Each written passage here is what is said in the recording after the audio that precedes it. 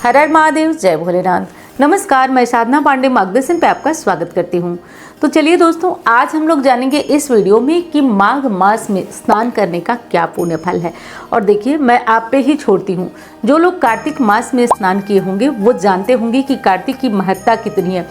दोस्तों, केवल थंबनेल में ही नहीं लिखा है, सच में जीवन बदलने वाला होता है, जीवन परिवर्तित करने वाला होता है। ये माघ हो गया या कार्तिक स्नान हो गया, थोड़ा सा कष्ट होता है, क्योंकि जब किसी भी प्रकार की तपस्या मेहनत आप करते हैं तो कष्ट होता है। लेकिन मैं आपसे कह रही हूँ, स्वयं कह रही हूँ कि बहुत ज़्यादा पुण्य फल देने वाला होता है।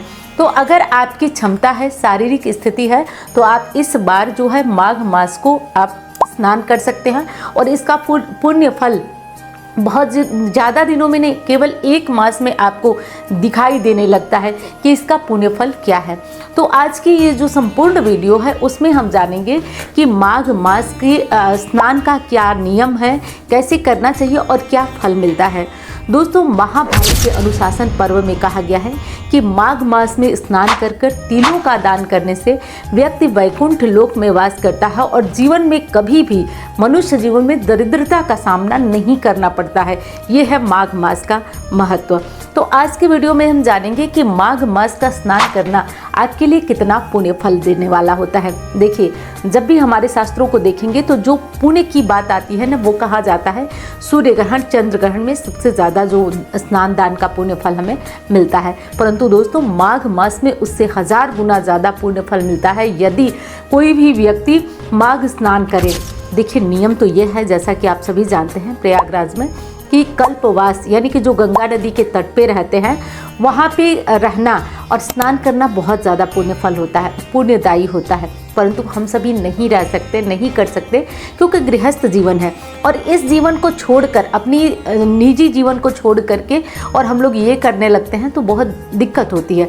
लेकिन ये नियम हमारे शास्त्रों में ही बताया गया है कि हम आराम से अपना जीवन जीते हुए कैसे माघ स्नान करते हैं। तो कुछ विशेष चीज़ें हैं जिनका कि पालन आपको करना है, कुछ विशेष काम है जिन्हें नहीं करना है, कुछ चीज़ें हैं जिन्हें नहीं खाना है। तो चलिए आज की वीडियो में यही सारी विशेष बातें जान लेते हैं। और रही बात पुण्य की, तो वो दोस्तों, अगर मुझ पर इतना सा भी भरोसा कर रहे हैं ना, तो समझिएगा, बस आप अपनी शारीरिक क्षमता देख लीजिए। बाकी मेरी बातों पर अगर थोड़ा सा भरोसा हो तो आप माघ स्नान करके देखिए, आपको 100% पुण्य फल मिलता ही मिलता है। तो आप 1 महीने के लिए इसे करके देखिए। देखिए, जैसा कि आप जानते हैं कि माघ का स्नान शुरू हो रहा है 3 तारीख से, 3 जनवरी से, और माघ मास की पूर्णिमा पर समाप्त होगा। तो आगे कब समाप्त होगा, वो पूर्णिमा पे, अगली पूर्णिमा पे समाप्त होगा। कुछ लोग माघ के अगले दिन भी जैसे कि प्रतिपदा से भी स्नान प्रारंभ करते हैं। तो देखिए, कर सकते हैं, कोई ऐसी दिक्कत नहीं है, लेकिन माघ स्नान करना है तो पूर्णिमा से, पौष पूर्णिमा से आप प्रारंभ करें, 3 जनवरी से प्रारंभ करें। कौन कर सकता है, अब मैं बताती हूँ। देखिए, माघ स्नान करने वाले को वैसे तो बहुत सारे नियम हैं, मैं बताती हूँ आपको। पहले तो ये है कि भूमि पे शयन। तो भूमि पे शयन करना दोस्तों बहुत कठिन बात है। अगर कर सकते हैं तो ठीक है, गद्दा वगैरह डालिए और डाल करके अपना भूमि पे शयन करिए। लेकिन मैं साथ साथ अपनी भी बात आपको बताती जा रही हूँ, क्योंकि कमेंट में जो है लगातार ये भी पूछा जाता है कि आप इसको कैसे करती हैं। तो देखिए दोस्तों, मैं भूमि पे शयन नहीं कर पाती हूँ, नहीं कर पाऊँगी। तो मैं जो चीज़ें कर पाती हूँ वही आपको बताती हूँ। ये तो हमारे शास्त्र बताते हैं भूमि पे शयन, परंतु ऐसा संभव नहीं है दोस्तों आज के समय में। तो अगर कर सकते हैं तो गद्दा वगैरह डाल के भूमि पर शयन करिए। बाकी जो हो सकता है, मेरा मानना ये है कि जो कर सकते हैं वही करें हम। जितना नहीं कर सकते उन चीज़ों को छोड़िए और जो कर सकते हैं वही करिए। तो भूमि पे शयन होना चाहिए। अगली चीज़ है कि माघ मास में मूली का सेवन और ये जो गाजर का सेवन, मूली का सेवन मदिरा के समान माना जाता है। तो मूली का सेवन कतई जो है इस माघ मास में आपको नहीं करना है। क्या खाना है, तो देखिए, सृष्टि का पहला आहार तिल होता है, तिल।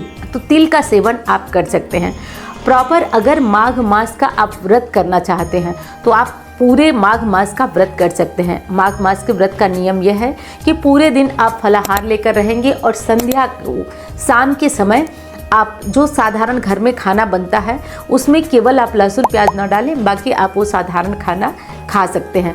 तो माघ मास के व्रत का यही नियम होता है, एक टाइम का भोजन होता है। अगर इतना कर पाते हैं तो नहीं तो अगर आप नहीं कर पाते हैं तो वो आगे मैं बताऊंगी कि क्या क्या कर पाए। ये माघ मास का नियम है जो हमारे शास्त्र बताए हैं, उसमें ये बताना आपको ज़रूरी है। और देखिए ये माघ मास का नियम प्रारंभ कहाँ से हुआ वो मैं बताती हूँ। देखिए आपको पता है ना कि गौतम ऋषि की जो नारी अहिल्या थी, उनको छल से चंद्रदेव ने उनके साथ दुष्कर्म किया। और जब ये बात पता चली गौतम ऋषि को, तो गौतम ऋषि क्रोध में आ गए और वो श्राप दिए इंद्रदेव को। और इस श्राप से बचने के लिए इंद्रदेव ने माघ स्नान किया, नियम किया, कल्पवास किया और इससे उन्हें श्राप से मुक्ति मिली। तो दोस्तों तभी से हमारे शास्त्रों में कहा गया है कि जब इतना बड़ा जघन्य अपराध इंद्रदेव का क्षमा हुआ तो हम सभी तो मतलब इससे कम ही अपराध करते होंगे। तो आप जो है इस कार्य को कर सकते हैं। और ये शास्त्रोक्त वर्णन जो है वो मैं बता रही हूँ, मैं क्या करती हूँ या कैसे आप उस नियम को पलट सकते हैं, कर सकते हैं, कैसे आप नियम देखते हुए और अपने अनुसार ये कार्य कर सकते हैं, सब कुछ आज की वीडियो में मैं बताऊँगी। तो जो लोग माघ स्नान करना चाहते हैं, देखिए मूली का सेवन नहीं करना है, मसूर की दाल का सेवन भी आपको नहीं करना है। अब बात आती है कि ब्रह्मचर्य का पालन करना होता है इस माघ मास में। अब बहुत सारी बहनें हमारी घबरा जाती हैं, परेशान होती हैं और फ़ोन भी आता है कि दीदी इस बात को भी बताया करिए। देखिए अगर ब्रह्मचर्य का पालन करती हैं, करना नियम तो यही है कि 100% करना ही करना चाहिए माघ मास के नियम का पालन। लेकिन अगर आप इस कारण ये व्रत छोड़ रही हैं क्योंकि आप ब्रह्मचर्य का पालन नहीं करेंगे, अगर इस कारण आप ये व्रत छोड़ रही हैं तो व्रत ना करें, आप केवल स्नान करें, ठीक है। तो आप ये करें, व्रत ना करें। व्रत करके आपको इस नियम का पालन करना होता है। और अगली चीज़ कि माघ स्नान के बाद पूजा किसकी करें। तो देखिए दोस्तों, माघ स्नान करने के बाद सर्वप्रथम सूर्यदेव को तिल डाल करके जल देना चाहिए। घृणी सूर्याय नमः या जो कुछ भी बोलना चाहें, जो मंत्र बोलना चाहें आप बोल करके सूर्य नारायण की पूजा करें। उसके बाद तुलसी महारानी की पूजा होनी चाहिए।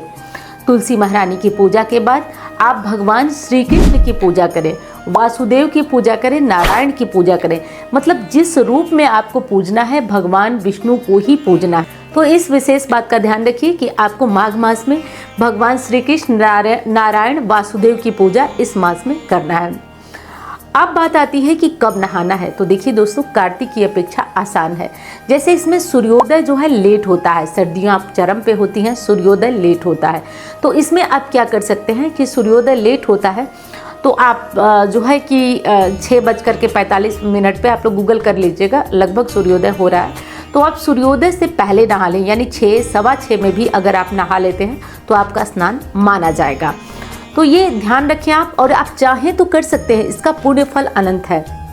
और जैसा कि मैं कार्तिक में बताई थी, और आप लोग विश्वास करिएगा लगातार कमेंट आए हैं कि दीदी बहुत अच्छा हुआ है, बहुत फ़ोन पे भी बहुत सारी मुझे बातें पता चली हैं, इसलिए मैं ये वीडियो बना रही हूँ। और आप लोग ये माघ मास में नहाने के बाद आप लोग हर दिन एक विशेष काम करिए जो मैं आपको बता रही हूँ। हर दिन कुछ न कुछ थोड़ा थोड़ा दान का सामग्री ज़रूर निकालिए। आप थोड़ा थोड़ा आटा, थोड़ा थोड़ा चावल, मतलब थोड़ा थोड़ा ज़रूर निकालिए। उसके साथ थोड़े थोड़े चुटकी भर तिल आप ज़रूर निकालिए। तो ये कार्य आप कर दीजिए। और वीडियो पसंद आ रही है तो लाइक करिएगा, चैनल को आपने सब्सक्राइब नहीं किया तो ज़रूर कर लीजिएगा। और एक चीज़ और, अगर कोई परेशान है, आपसे अपना दुख बोल रहा है, तो उसे माघ मास का स्नान का ये वीडियो शेयर करिए। शेयर नहीं करना चाहते तो मुंह से बताइए, लेकिन बताइए ज़रूर, कहिए कि स्नान करो। क्योंकि ना किसी रूप में अगर हम किसी का भला कर देते हैं ना तो उसका पुण्य फल हमें भी प्राप्त होता है।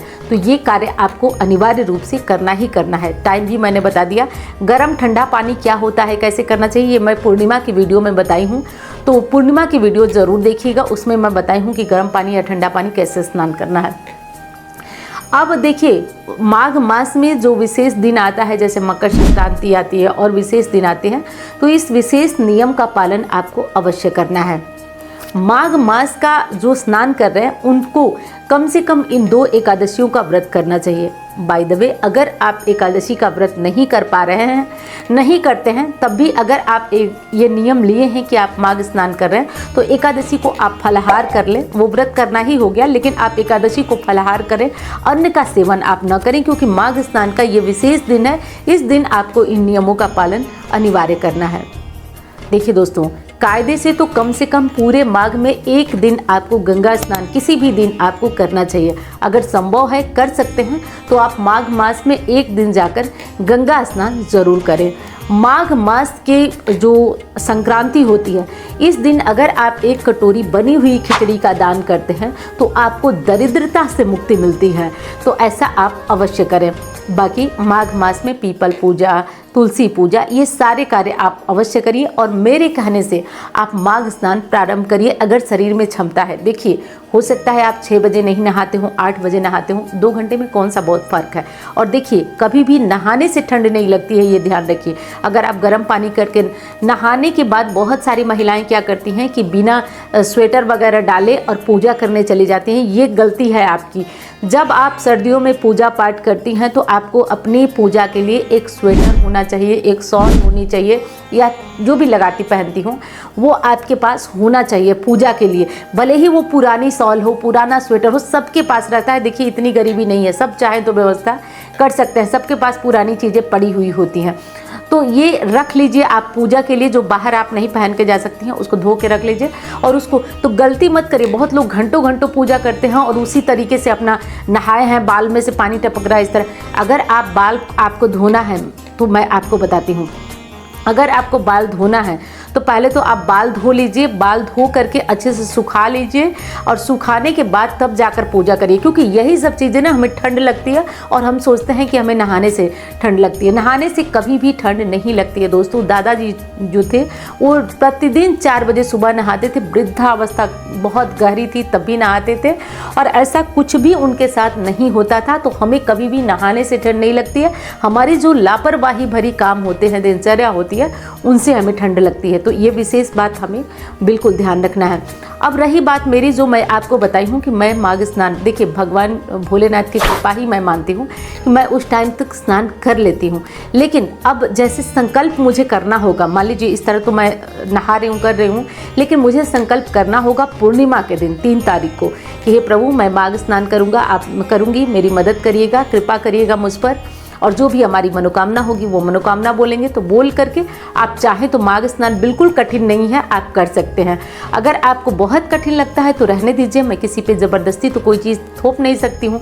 लेकिन हाँ, अगर थोड़ी भी शारीरिक क्षमता है, कर सकते हैं, तो करके देखिए, आपको बहुत लाभ की प्राप्ति होगी। तो जैसा कि आप लोग जानते हैं कि हर साल बसंत पंचमी यानी कि सरस्वती पूजा पर सरस्वती कवच जो है अभिमंत्रित होता है मार्गदर्शन की तरफ से।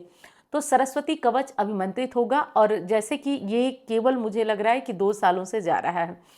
तो बीच में भी लोग इस कवच की मांग करते हैं क्योंकि ये कवच है ही अपने आप में बहुत पावरफुल। और अगर मैं इसे बोलूँगी तो आप लोगों को लगेगा कि मतलब मैं क्या बोल रही हूँ, लेकिन सच बताऊँ दोस्तों तो इसकी महिमा, इसका प्रभाव बहुत ज़्यादा है।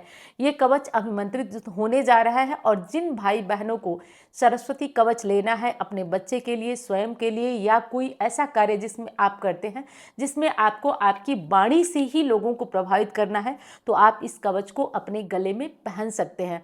गले में पहन सकते हैं या फिर अपने आम में, भुजा में भी इसे बांध सकते हैं लाल रंग के धागे में। तो आप इस कवच को बांध सकते हैं, या बच्चा छोटा है चांदी की चेन में उसे पहनाना चाहें तो पहनाएं, क्योंकि इसका बहुत ही अचूक जो है प्रभाव होता है। और इस बार आप लोगों के ही कहने पे मैं माता सरस्वती की एक मूर्ति भी अभिमंत्रित कराने जा रही हूँ।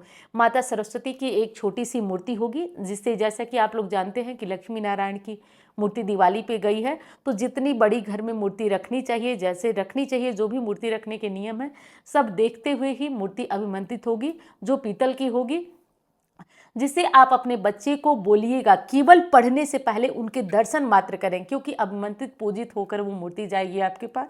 केवल दर्शन मात्र करें और दर्शन कर कर केवल हाथ जोड़कर प्रणाम करें। इससे भी आप देखेंगे कि बहुत फर्क पड़ेगा। तो ये बड़े बच्चा हो, छोटा बच्चा हो, या जो भी हो, आप उनके लिए ये मूर्ति भी अपने घर के टेबल पे या घर के मंदिर में रख सकते हैं।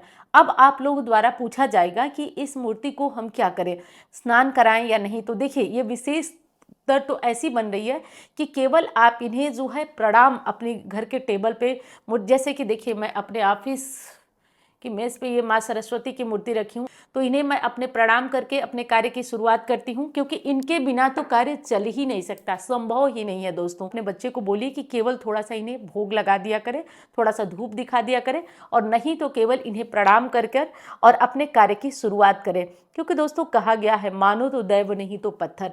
अगर आपकी मान्यता है तो इसमें सच में देवी सरस्वती वास करती हैं और आपके हर मनोरथ को पूर्ण करती हैं। अगर आपको इन वाराणसी में आना है, जैसे सरस्वती कवच अभिमंत्रित, वैसे तो 3 दिन की प्रक्रिया है, 21, 22 और 23, लेकिन 23 तारीख को मुख्य हवन आयोजित होगा। तो जिन भाई बहनों को आना होगा वो वाराणसी में हवन में शामिल हो सकते हैं, और जो लोग नहीं आ सकते हैं दूर से, वो लोग अपना नाम जो है और अपना गोत्र लिखवा देंगे। नाम गोत्र तो वैसे सबको लिखाना है, और ऑफिस नंबर पर आप ये जो सरस्वती कवच है, सरस्वती माँ की मूर्ति है, आप इन्हें लेने के लिए बुकिंग करा सकते हैं। जो ऑफिस नंबर है इस पे बुकिंग करा सकते हैं। रही बात कि बहुत सारी आपकी दुविधा होगी कब पहनना है, कैसे पहनना है, तो वो मैं आगे की वीडियो में आपको बताती रहूँगी। और एक चीज़ और आपको बता दूँ कि ये जो सरस्वती कवच है वो मैं 2 सालों से दे रही हूँ, और 2 सालों से मतलब इसकी साक्षी तो महादेव हैं कि इसकी लोकप्रियता कितनी ज़्यादा बढ़ती जा रही है। लोग बीच बीच में ही मुझसे मांग रहे हैं। तो जो लोग लेना चाहते हैं वो ऑफिस नंबर पर संपर्क करिए और पहले ही नाम लिखवा लीजिए, ताकि आप जो लोग इच्छुक हैं उनको ये चीज़ें मिल भी जाए।